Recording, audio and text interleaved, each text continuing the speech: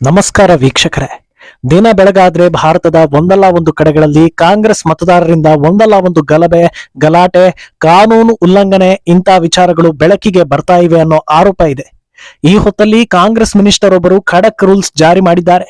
Same to same Yogi rules ಅನ್ನ ಕಾಂಗ್ರೆಸ್ ಸಚಿವರೊಬ್ಬರು ಜಾರಿ ಮಾಡಿರೋದು ಇಡೀ ದೇಶಕ್ಕೆ ಅಚ್ಚರಿ ತರ್ತಾ ಇದೆ.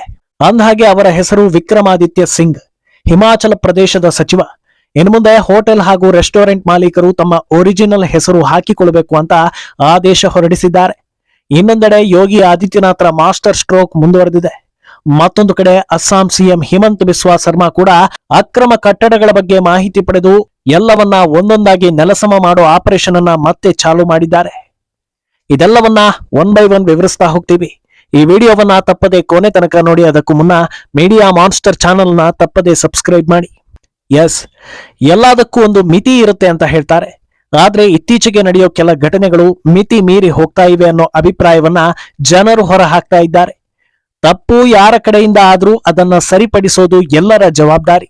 ಆಡಳಿತದಲ್ಲಿ ಇರುವವರಾಗ್ಲಿ ಅಥವಾ ವಿಪಕ್ಷದಲ್ಲಿ ಇರುವವರಾಗ್ಲಿ, ಎಲ್ರಿಗೂ ದೇಶ ಒಂದೇ, ಅದು ಭಾರತ.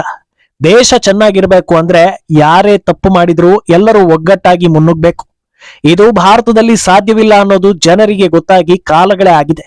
ಇತ್ತೀಚೆಗೆ ಆಹಾರ ಪದಾರ್ಥಗಳ ಮೇಲೆ ಉಗಿಯೋದು, ಮೂತ್ರ ವಿಸರ್ಜನೆ ಮಾಡೋದು ಇಂಥ ಪ್ರಕರಣಗಳು ಸಿಕ್ಕಾಪಟ್ಟೆ ಆಗ್ತಾ ಇವೆ.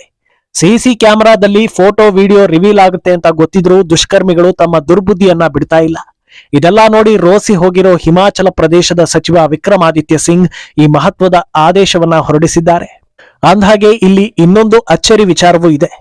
ಎಲ್ಲಾ ರೆಸ್ಟೋರೆಂಟ್ಗಳು ಹಾಗೂ ಹೋಟೆಲ್ಗಳ ಓನರ್ಗಳು ತಮ್ಮ ಒರಿಜಿನಲ್ ಹೆಸರನ್ನ ಹಾಕಿಕೊಳ್ಳಿ ಅಂತ ಸುಮ್ನೆ ಹೇಳಿಲ್ಲ. ಈ ಹಿಂದೆ ಉತ್ತರ ಪ್ರದೇಶ ಸಿಎಂ ಯೋಗಿ ಆದಿತ್ಯನಾಥ್ ಈ ನಿಯಮವನ್ನ ಹೊರಡಿಸಿದ್ರು. ಅದರ ಫೋಟೋ ಕಾಪಿಯನ್ನ ತಮ್ಮ ಎಕ್ಸ್ ಖಾತೆಯಲ್ಲಿ ಪೋಸ್ಟ್ ಮಾಡಿಕೊಂಡು ಇದೇ ನಿಯಮ ಇನ್ಮುಂದೆ ನಮ್ಮ ರಾಜ್ಯದಲ್ಲಿ ಅನ್ವಯ ಆಗುತ್ತೆ ಅಂತ ಹೇಳಿದ್ದಾರೆ. ಇದು ಕಾಂಗ್ರೆಸ್ ಪಕ್ಷದ ಗಾಂಧಿ ಕುಟುಂಬದ ನಾಯಕರಿಗೆ ಹೊಡೆತ ಕೊಟ್ಟಂತಾಗಿದೆ. ಯಾಕಂದ್ರೆ ಯೋಗಿ ಆದಿತ್ಯನಾಥ್ ಈ ನಿಯಮ ತರ್ತಾ ಇದ್ದ ಹಾಗೆ ಮೊದಲು ವಿರೋಧ ವ್ಯಕ್ತಪಡಿಸಿದ್ದೆ ಪ್ರಿಯಾಂಕಾ ವಾದ್ರಾ. ನಿಜವಾದ ಹೆಸರು ಇಟ್ಕೊಳ್ಳಿ ಅಂತ ಯೋಗಿ ಹೇಳಿದ್ರಲ್ಲಿ ತಪ್ಪೇನಿದೆ ಅಂತ ಅಂದೇ ಜನರು ಪ್ರಶ್ನೆ ಮಾಡಿದ್ರು. ಕೆಲವರು ಸೋಷಿಯಲ್ ಮೀಡಿಯಾದಲ್ಲಿ ಪ್ರಿಯಾಂಕಾ ಸರ್ನೇಮ್ ಕೂಡ ನಕಲಿ ಆಗಿರೋದ್ರಿಂದ ನಕಲಿಗಳಿಗೆ ಬೆಂಬಲ ನೀಡ್ತಾ ಇದ್ದಾರೆ ಅಂತಲೂ ಹೇಳಿದ್ರು. ಈಗ ಅವರದ್ದೇ ಪಕ್ಷದ ಮಂತ್ರಿ ನೇರವಾಗಿ ಈ ರೂಲ್ಸ್ ಜಾರಿಗೆ ತಂದಿದ್ದಾರೆ. ಇನ್ನು ಈ ಬಗ್ಗೆ ಖುದ್ದು ಮಾತನಾಡಿರೋ ವಿಕ್ರಮಾದಿತ್ಯ ಸಿಂಗ್ ಮತ್ತೊಮ್ಮೆ ಸ್ಪಷ್ಟನೆ ನೀಡಿದ್ದಾರೆ. ಹೇಗೆ ಯೋಗಿ ಆದಿತ್ಯನಾಥ್ ಉತ್ತರ ಪ್ರದೇಶದಲ್ಲಿ ಮಾಡಿದ್ರೋ ಅದೇ ನಿಯಮವನ್ನ ಇಲ್ಲಿ ಜಾರಿ ಮಾಡ್ತಾ ಇದ್ದೀವಿ. ತಿನ್ನೋ ಆಹಾರದ ವಿಚಾರದಲ್ಲಿ ನಿರ್ಲಕ್ಷ್ಯ ಮಾಡಲೇಬಾರದು. ಶುದ್ಧವಾದ ಆಹಾರವನ್ನ ಪೂರೈಸೋದು ಪ್ರತಿಯೊಂದು ಹೋಟೆಲ್ ಅಥವಾ ರೆಸ್ಟೋರೆಂಟ್ಗಳ ಜವಾಬ್ದಾರಿ.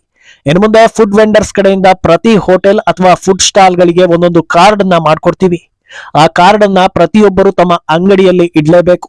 ಸಂಪೂರ್ಣ ವೆರಿಫೈ ಮಾಡಿ ಅವರ ಒರಿಜಿನಲ್ ಹೆಸರು ಗೊತ್ತಾದ ಮೇಲೇನೆ ಅವರಿಗೆ ಕಾರ್ಡ್ ವಿತರಣೆ ಮಾಡೋದು. ಈ ವಿಚಾರದಲ್ಲಿ ಯಾವ ಕಾಂಪ್ರಮೈಸ್ ಇಲ್ಲ ಅಂತ ಸ್ಪಷ್ಟನೆ ಕೊಟ್ಟಿದ್ದಾರೆ.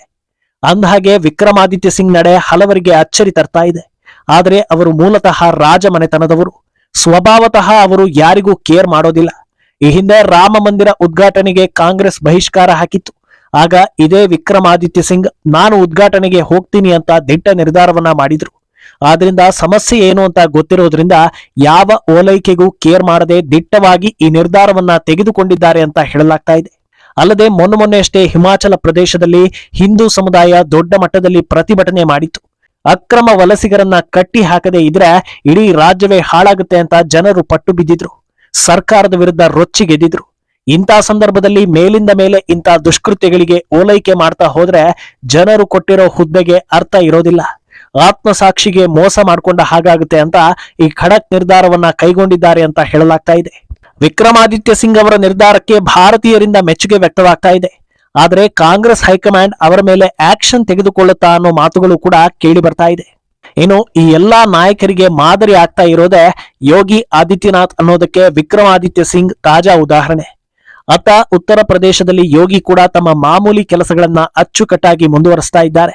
ಈ ಹಿಂದೆ ಒರಿಜಿನಲ್ ಹೆಸರಿನ ಕಾನೂನನ್ನ ಯೋಗಿ ತಂದಿದ್ದು ಪವಿತ್ರ ಕನ್ವಾರ್ ಯಾತ್ರೆ ಹೊತ್ತಲ್ಲಿ.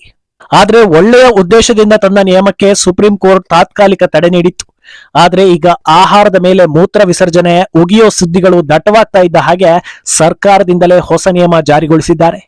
ಇನ್ನು ಮುಂದೆ ಉತ್ತರ ಪ್ರದೇಶದ ಎಲ್ಲಾ ಕಡೆಗಳಲ್ಲೂ ಎಲ್ಲಾ ಅಂಗಡಿಗಳು ಕಡ್ಡಾಯವಾಗಿ ಓನರ್ನ ಒರಿಜಿನಲ್ ಹೆಸರನ್ನ ಹಾಕಿಕೊಳ್ಳಲೇಬೇಕು ಅಂತ ಖಡಕ್ ಆದೇಶ ಕೊಟ್ಟಿದ್ದಾರೆ. ನಿಯಮ ತಪ್ಪಿದ್ರೆ ಕಾನೂನು ಶಿಕ್ಷೆ ಎದುರಿಸಬೇಕಾಗೋದು ಗ್ಯಾರಂಟಿ ಆಗಿದೆ. ಹೇಗಿದ್ರೂ ಈಗ ಡಿಜಿಟಲ್ ಟ್ರಾನ್ಸಾಕ್ಷನ್ ನಲ್ಲಿ ಮಾಲೀಕ ಯಾರು ಅನ್ನೋದು ಗೊತ್ತಾಗುತ್ತೆ. ಹೊರಗಡೆ ವೆಂಕಟೇಶ್ವರ ಅನ್ನೋ ಬೋರ್ಡು, ಒಳಗಡೆ ಇನ್ಯಾರೋ ಇದ್ರೆ ಸಿಕ್ಕಿ ಬೀಳೋದು ಗ್ಯಾರಂಟಿ ಆಗಿದೆ. ಇನ್ನು ಯೋಗಿ ಈ ಆದೇಶ ಮಾಡ್ತಾ ಇದ್ದ ಹಾಗೆ ಸೋಷಿಯಲ್ ಮೀಡಿಯಾಗಳಲ್ಲಿ ಎಲ್ಲರೂ ನಟ ಸೋನು ಸೂದ್ಗೆ ಟ್ಯಾಗ್ ಮಾಡ್ತಾ ಇದ್ದಾರೆ.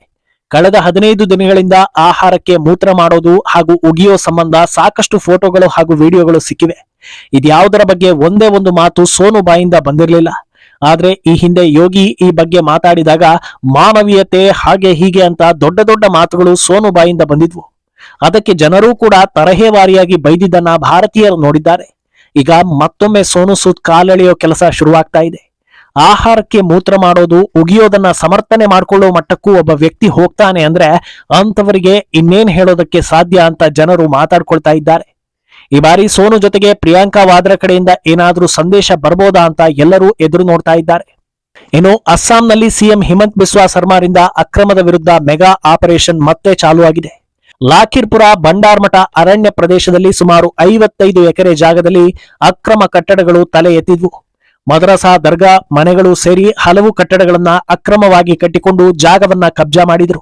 ಖಚಿತ ಮಾಹಿತಿ ಮೇರೆಗೆ ಕಾನೂನಾತ್ಮಕವಾಗಿ ಅಲ್ಲಿಗೆ ಬಂದ ಅಧಿಕಾರಿಗಳ ಟೀಮ್ ಒಂದೊಂದೇ ಕಟ್ಟಡವನ್ನ ಧರೆಗುರುಳಿಸಿದೆ. ಕಟ್ಟಡ ಒಡೆಯೋ ವಿಡಿಯೋಗಳು ಸೋಷಿಯಲ್ ಮೀಡಿಯಾದಲ್ಲಿ ವೈರಲ್ ಆಗ್ತಾ ಇವೆ.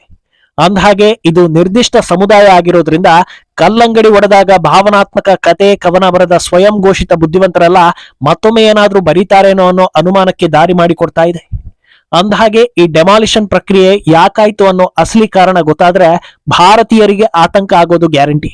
ಅಂದಹಾಗೆ ಆ 55 ಹೆಕ್ಟೇರ್ ಜಾಗವನ್ನ ಕಬ್ಜಾ ಮಾಡಿದ್ದವರು ಯಾರು ಭಾರತೀಯರಲ್ಲ, ಬಾಂಗ್ಲಾದಿಂದ ಇಲ್ಲೀಗಲ್ ಆಗಿ ನುಸುಳಿ ಬಂದಿರೋ ಮಿಯಾ ಮುಸ್ಲಿಮರು.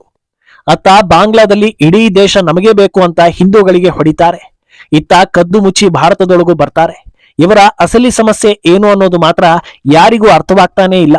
ಆದ್ರೆ ಇದಕ್ಕಿಂತ ಆಘಾತಕಾರಿ ವಿಚಾರ ಇನ್ನೊಂದಿದೆ. ಅದೇನೆಂದ್ರೆ ಈ ಅಕ್ರಮವಾಗಿ ಒಳಗೆ ಬಂದವರ ಬಳಿ ಆಧಾರ್ ಕಾರ್ಡ್, ಪ್ಯಾನ್ ಕಾರ್ಡ್ ಎಲ್ಲವೂ ಇತ್ತು ಅನ್ನೋದು. ಇಂಥ ಕೆಲಸಗಳಲ್ಲಿ ರಾಜಕೀಯ ಪಕ್ಷಗಳ ಬೆಂಬಲ, ಹಿಂದೂ ವಿರೋಧಿ ಹಿಂದೂಗಳು, ಭಾರತ ವಿರೋಧಿ ಭಾರತೀಯರು ಎಲ್ಲರ ಇನ್ವಾಲ್ವ್ಮೆಂಟ್ ಇದ್ದೇ ಇರುತ್ತೆ ಅನ್ನೋದು ಮೇಲ್ನೋಟಕ್ಕೆ ಸಾಬೀತಾಗ್ತಾ ಇದೆ. ಸದ್ಯ ಈ ಬಗ್ಗೆ ತನಿಖೆ ನಡೀತಾ ಇದ್ದು ಇನ್ಯಾವ ಆಘಾತಕಾರಿ ಅಂಶಗಳು ಹೊರಬೀಳಲಿದೆ ಅಂತ ಇಡೀ ಭಾರತ ಎದುರು ನೋಡ್ತಾ ಇದೆ. ಒಟ್ನಲ್ಲಿ ಬಹುತೇಕ ಭಾರತೀಯರಿಗೆ ಒಂದು ಅನುಮಾನ ಇತ್ತು, ಕಾಂಗ್ರೆಸ್ ಇಷ್ಟೊಂದು ಓಲೈಕೆ ಮಾಡುತ್ತಲ್ವಾ, ಅಲ್ಲಿರೋ ಹಿಂದೂಗಳಿಗೆ ನಿಜಕ್ಕೂ ಇದೆಲ್ಲ ಒಪ್ಪಿಗೆ ಆಗುತ್ತಾ ಅಂತ. ಯಾರಿಗೆ ಮೋಸ ಮಾಡಿದ್ರೂ ಆತ್ಮಸಾಕ್ಷಿಗೆ ಮೋಸ ಮಾಡೋದಕ್ಕೆ ಸಾಧ್ಯವಿಲ್ಲ ಅನ್ನೋ ಹಾಗೆ ವಿಕ್ರಮಾದಿತ್ಯ ಸಿಂಗ್ ಈಗ ದಿಟ್ಟ ಹೆಜ್ಜೆಯನ್ನ ಇಟ್ಟಿದ್ದಾರೆ. ಮುಂದಿನ ದಿನಗಳಲ್ಲಿ ಇದೇ ದಾರಿಯಲ್ಲಿ ಕಾಂಗ್ರೆಸ್ನಲ್ಲಿರೋ ಇತರ ಹಿಂದೂಗಳು ನಡೀತಾರಾ ಅನ್ನೋದು $1 ಮಿಲಿಯನ್ ಪ್ರಶ್ನೆ. ಅಂದಹಾಗೆ ವಿಕ್ರಮಾದಿತ್ಯ ಸಿಂಗ್ರ ಈ ನಿರ್ಧಾರ ಜನರಿಗಾಗಿಯೇ ಹೊರತು ಧರ್ಮದ ಹೆಸರಲ್ಲಿ ರಾಜಕೀಯಕ್ಕಲ್ಲ ಅನ್ನೋದು ಶಿಕ್ಷಣ ಪಡೆದವರ ಅನಿಸಿಕೆ. ಈ ಬಗ್ಗೆ ನಿಮ್ಮ ಅಭಿಪ್ರಾಯವನ್ನ ತಪ್ಪದೆ ಕಾಮೆಂಟ್ ಮೂಲಕ ತಿಳಿಸಿ.